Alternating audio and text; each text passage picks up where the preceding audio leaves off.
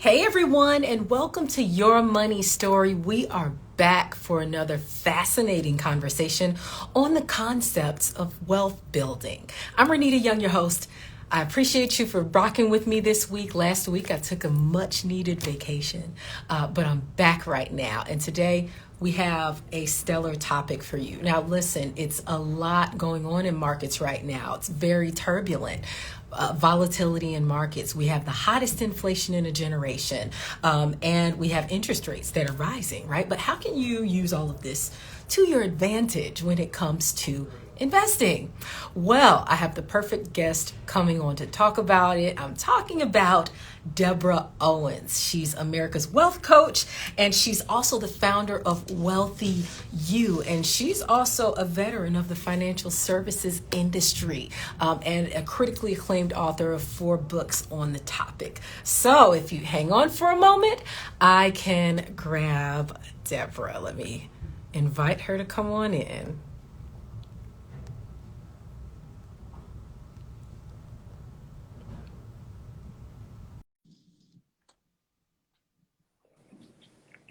Good morning. Good morning, good morning, good morning. Always a pleasure, Renita. Thank you so much for Absolutely. having me on with you.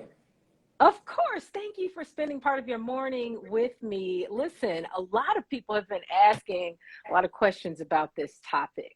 It's pretty turbulent times in markets and everywhere else that money touches, right? So, should I invest? Is it a good time? And if so, how? So, yes, we're definitely going to have that conversation today. Love it. Well, that's my favorite question, really. When people ask me, when is the time to invest? I always tell them when they have the money to invest is the time. So I really am excited to talk about this topic because what I find in the work that I do in Wealthy You is that many folks would already be millionaires. That's our focus, is really Mm. helping people grow their investment portfolio specifically to 7 figures and beyond. But what I have seen over and over and over again, Renita, is that it is during these times that people get afraid and they, run for the exit at the time when, if they were to lean in, this is when fortunes are made, when markets are Mm-hmm. volatile. So I am excited to have this conversation with you, but more importantly, really give folks some insight into what they need to be aware of in order to stay the course. Absolutely, absolutely. So that's I'm guessing it's part of your personal story as well. In how you came to understand the need for investing early and often, really. So what was your relationship like with money growing up? Well, if people follow me at all, they'll see that my life is an open book and I'm pretty transparent. But the fact is, I'm a sister, homegirl from Detroit, Motown, born and bred. And it was, my coming from a Detroit where when I grew up, you were able to make it into the middle class just by working in the factory without any kind of college degree. But Hmm. certainly with a mother that worked in a factory and a father that was a sky cat for United Airlines, what they wanted for me was to achieve that American dream, which, roadmap, which they gave me was get a good education. They sacrificed for me to go to a private high school in Detroit, Michigan, to make sure that I was able to get into college and then certainly go on to a career. And it was through the choice of that career, starting with Merrill Lynch as a sales assistant and then going on and having a pretty fast trajectory at Fidelity Investments and managing the West Coast eventually, that I saw that the ultra wealthy, they have a different roadmap and that we're never exposed to. I mean, even now, you can have six figures, multiple six figures in investment assets or retirement assets. But if you don't have over seven figures in most cases, then you're not even going to get access to many of the sort of tax advantaged high net worth strategies that the wealthy do. So it's not enough to just invest. You really need to be able to understand the financial markets and how they work, whether you're investing on your own or working with a financial advisor. Absolutely. And so, since we're already kind of in this conversation, I want to dive deeper into that because you were at Merrill Lynch and then you were at Fidelity for 20 years there. A lot of that time was in leadership. And so, when you saw how the ultra wealthy manage their finances, what are some of the common mistakes that you see people make when the stock market declines, other than pulling out of the stock market? Like, what are some of the other common mistakes that you see that when people make when the stock market declines? Oh, I love that question, and I want people to know where the origin of my insight actually came, even before working with high net worth clients. When I started as a registered sales assistant with Merrill Lynch, I'm there, girl. Back in the day, brokers actually wrote tickets and they put them through pneumatic tubes. So I'm running, Wow. I'm dating myself, right? Right. I'm not new to this. I'm true to this. But what I saw initially was that when we had just been through one of the most terrible market crashes, Black Monday, and me, this little registered sales assistant, was seeing all of these tubes go through, sell, sell, sell, sell, sell, and people like lined up wanting to get to the brokers. But these were sort of middle class investors, right? Many of them worked in the factory. They were buying stocks of the companies like Ford, GM, Chrysler, that, many have different day. They're still here today. But long story short, what I saw was in the evening,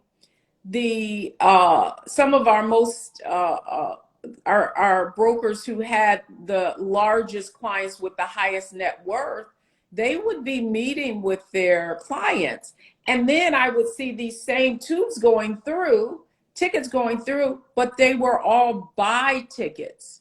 And that's when it dawned on me. It was like, wow, really wealthy people do the opposite of what most people do.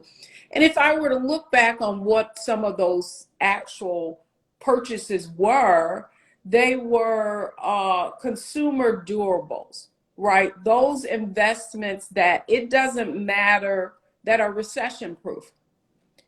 For example, healthcare, Pfizer, right? For example, Procter and Gamble. The one thing my mother would tell you is she's going to buy her Tide detergent, right? Procter and Gamble. Okay, so Gotta clean your clothes. those are basically, staples, right?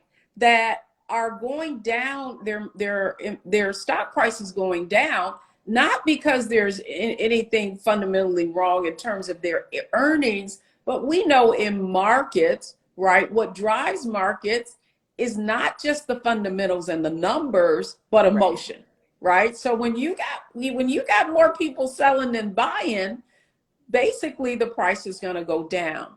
And so that was the first lesson that I learned, right, very early on, not knowing even a lot about the market. And probably I think that worked in my favor, right? Because sometimes you can know too much. And that takes me to my other, you want to ask me another common mistake that people make. And it's that here, fortune favors the swift, right? And so to that end, a lot of people like to overthink things. Analysis paralysis. Like in Wealthy You, we teach you how to analyze and research stocks just like an analyst would do. But one of the points I make is that, listen, let's not get stuck on making all the stars align, right? Your success is going to be a function of your ability to take action And so the second mistake I find with people that the ultra wealthy don't do is they already have their stock watch list prepared. And so they're looking for those opportunities. They already have numbers that they have already looked at with their advisors when they're going to buy a certain stock, because that takes the emotion out of it. So as opposed to you saying, okay, I'm gonna wait, and people play this I'm gonna wait, I'm gonna wait, I'm gonna wait song all the time, you've already put fail safe, right, strategies in place where regardless of how you're feeling about anything emotionally, you're going to execute. So the most important thing is to have a strategy that you're going to stick to. Not necessarily that you're going to you're married to it, but if you Right. already have a strategy, you can, it makes it a lot easier than to follow through than if you're just kind of, trying to keep your wits about you. Absolutely. It helps to have, I guess, sort of a benchmark for yourself of, all right, this is how low I'm willing to go, or how low I'm willing to let this market or this index go, or this is how many I propose to buy, and this is how much I'm going to spend. That works.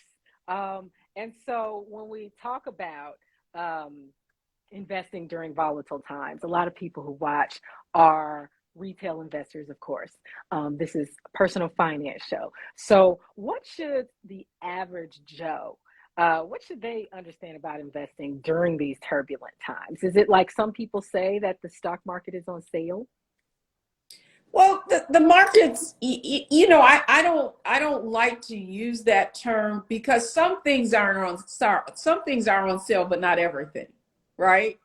And so to that end, for example, if I were to put it in real terms, let's just look at Target. Target came out with their to convey to analysts that they're not going to meet their earnings target. And basically they said they bought a lot of goods that aren't selling. And part of that is because of inflation, and the sentiment for consumers right now is, hey, if I don't necessarily need it, I'm not going to buy it right now. Mm-hmm. Okay. So they were trying to get ahead of the curve for many retailers. That worked, right? Because what happened, the reason they bought all those goods is because of the supply chain, right? COVID, Mm-hmm. and they wanted to make sure they had things in store. So would Target be a good buy right now? Well, it depends, right? So you want to be able to crunch the numbers now that you have more information, okay? But what I would say for retail investors, most of you are in mutual funds, right, through your retirement plan. And so most of you have a systematic, automatic strategy already, and that is your dollar cost averaging, right? You're putting money in every month, those contributions are going in. So what's really, really important now is your investment mix, meaning looking at the investments in your mutual funds. And it's interesting, I did a strategic advisory with our group last night, and what they do is kind of look at how their investments are performing. And one of the best things you can do right now is really look at the indexes. The indices are Mm-hmm. basically all down right about 20%, which puts us in bear market territory. A bear market is any time the market declines by 20%, right? Mm-hmm. And so what you want to look at right now, and this is really interesting, is what are the mutual funds that decline less than that average, right? Mm-hmm. And that will tell you which mutual funds are going to be defensive, right, in this market. And so, in these volatile times, and so you want to allocate more of your funds towards that. So I'm by no means, no way, because here's the other thing you need to understand, and why I feel like it's really important for folks not just to be passive investors. Okay. When you're passive investors, you're passively investing in mutual funds. I know there are a lot of people out here who say, oh, well, just invest in the indexes and you're not going to pay a lot of fees. And then your portfolio is going to get the average of, that's right, the average. But listen, we don't want to be average, right? No. We want to do better than average. And so to that end, in order to do that, if you are a retail investor and an individual investor, you need to not only have mutual funds, you need to not only have index funds, but you need actively managed index funds, because those are, actively managed funds, mutual funds, because that's how those portfolio managers are incented. They're incented to do better than the average, right? And then secondly, the other way you take advantage in volatile times is you need to have a brokerage account, which allows you to buy individual stocks so that you can then invest in specific companies that are going to do well in this recessionary environment, right? And so that's what can give you an advantage. And you can dollar cost average even then like that now, because you have all these different apps. You have Stash. You have Acorns, you have Robinhood, which will allow you to do fractional shares. You can put $100 a month or whatever into different investments. And that's really how you win the game when you're not an ultra wealthy. When you don't have ultra wealth, which, typically is $1 million and more, and typically, if you were in a investment company, ultra wealth is like assets of 10 million or more, right? But if you can use those same strategies to get to ultra wealth, right? That the wealthy use, but what it's really going to require you to do is gain more knowledge. Absolutely. And so gaining more knowledge, helping people become more financially literate, that's what you do over at Wealthy You. And on Get Wealthy, which airs on the Black Star Network, by the way. But at Wealthy You, you want to help people become one of the million with a million, right? So can you tell us a couple of the other things that you're teaching over at Wealthy You and what people can expect? So first, what I didn't realize when I started out, Renita, is that I focused so much on the technical. Like I wanted people to listen. I want you to know P ratios and earnings and what all of that means. And what I realized was that you can know exactly what to do and still not do it. And so a great deal of the time, would you agree with that, Renita? I would. Good point. I mean, it's a lot of us who work in this industry. We've heard of these terms and we don't do them yet. Yeah. It's just like a doctor. If you were to do the studies that doctors' own health outcomes, even though they're telling their patients what to do. Right. And I would even say that's probably true of a lot of advisors who I coach and speak to and have, large investment companies that I, go and speak at and train their advisors. So what I would say is that we spend a lot of time on mindset, really deprogramming you to understand that financial success roadmap that you got, 6 figures, that if you just earn more income, that's not going to lead you to wealth. So a lot of that is kind of deprogramming, and we call that shifting from an income to a wealth mindset. And then secondly, so that's mindset. Then the second part is really strategy. And strategy is really helping you identify your unique levers. And they're different for everybody, right? Like this is, even though we have a framework, what things you need to focus on to accelerate your financial growth could be different from someone else. Like you could be working for a public company and not even realize that you have employee stock option, employee stock purchase programs that you can buy and you can buy stock at a discount. So we're really helping you to then understand, okay, what levers do you need to pull? And I tell you, the simplest one is really increasing the return on your investments. Because here's a common mistake. And I must say that what I've seen over the past 5 years, where we've really been delving into people's individual investments and portfolios, is a lot of people are just, taking those questionnaires and ending up in target date funds. Target date funds or life cycle Mm-hmm. funds, basically you say when you're going to retire and you say, oh, let them manage it for me. Right. Those funds typically underperform because what many people don't know is that a lot of companies put some of their underperforming funds in those target funds. Okay. Oh. Okay. Because they still have to get assets in them. And that's one of the easiest ways to do it. And so it's very opaque. You know, you don't see it. And so what I Mm-hmm. find is a lot of people are like, oh, well, I'm not losing money. You know, or they talk to their advisor and they say, hey, the market's up 15%, but I'm only up 6. How not? And they'll say, oh, well, you Mm. know, be happy. You're not losing money. You're ahead of the game. No, we're not Could in be a lot this. more ahead of the That's game. right. That's right. We're not Right. in this to just survive. We're here to thrive and to help our investments Mm-hmm. accelerate. And every day, people are losing money. That's the point. Financial ignorance is expensive. Okay. That lack of financial, oh, all Say that right, snap, again. snap. Financial ignorance is expensive because if you're not growing, right? If you're just doing, if you aren't doing the average of what the markets have done historically of 10%, and yeah, are you going to get that every year? No, but it's going to go up, down, up, down. If you're not doing that, then you're not winning. And that's the point.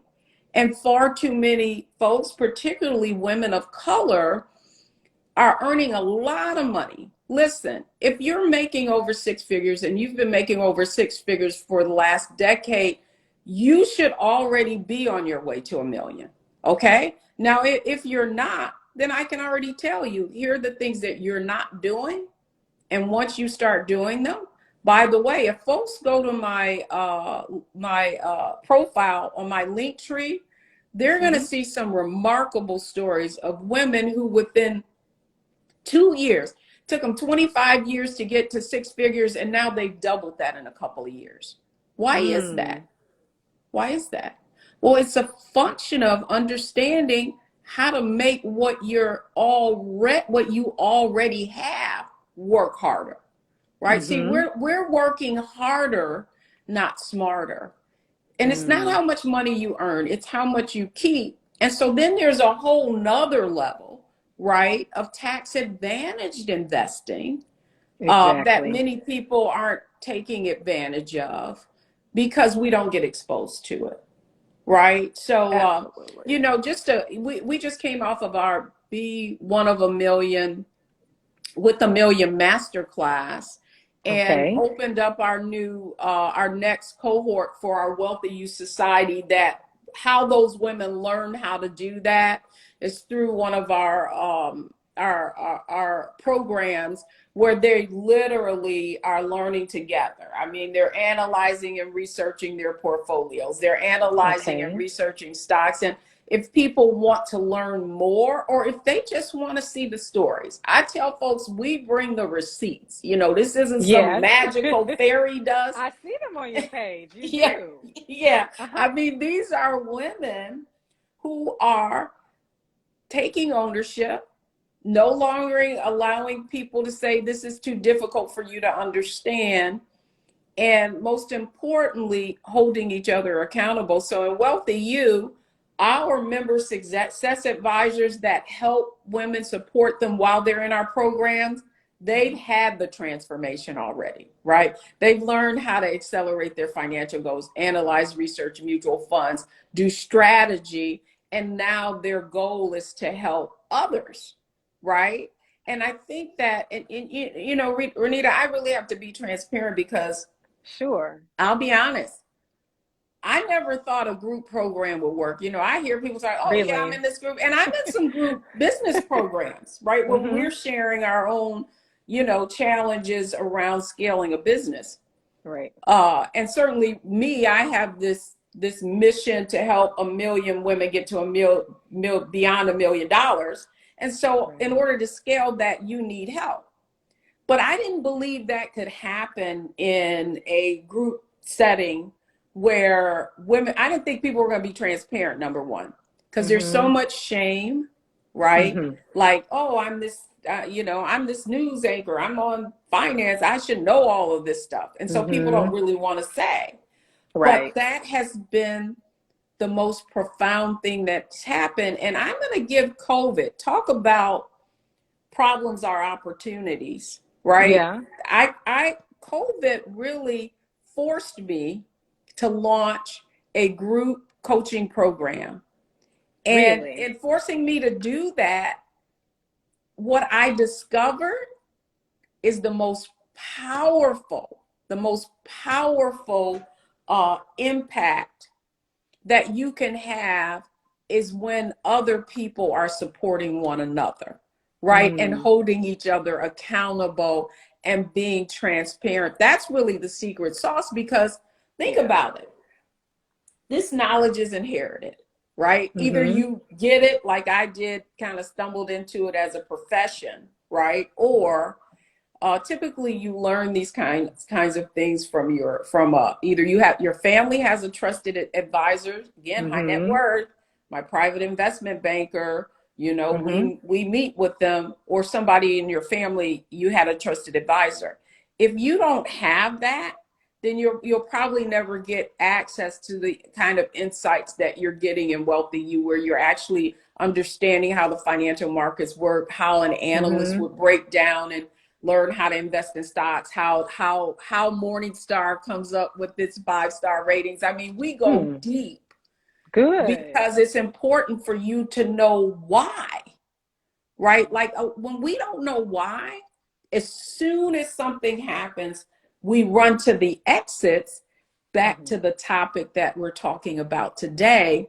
And that really is the ability to be successful and invest in turbulent times is knowledge, right? When you already anticipate that the market is going to go down, when you already have a strategy for that, you're not fearful, you welcome it because you know what you need to do. I think that's a great metaphor for life. I really do. That's a great metaphor for life too. We know that tough things are going to happen, and a lot of these things can be financial, right? But listen, just as you say, I agree 100% that financial ignorance is expensive, right? So folks, please check out all of the information Deborah has over at Wealthy You. Over on her page, you'll find all the links. And I found a lot of the stories inspiring of the women who you have coming, who were able to make huge gains in their investment portfolios just in a year or two time. So Deborah, thank you so much for joining me today. And folks, again, have a lovely day. Make sure you check out Wealthy You. And shout out to Nikki Mayo. I see you in the comments, and V Pretty Eyes, who added links as well to Wealthy You. Awesome. Those some of our Wealthy You sisters. Renita, I appreciate it.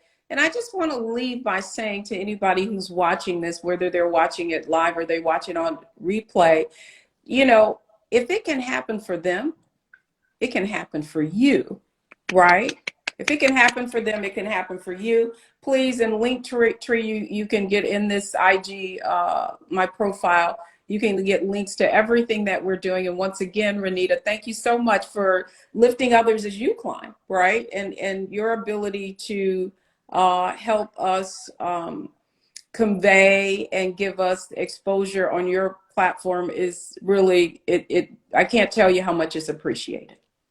You are most welcome. I just want everybody to be informed, right? So have a lovely day. Enjoy DC, DMV out there. Yes. All right. Take care. All righty. You too. Bye-bye. Bye-bye.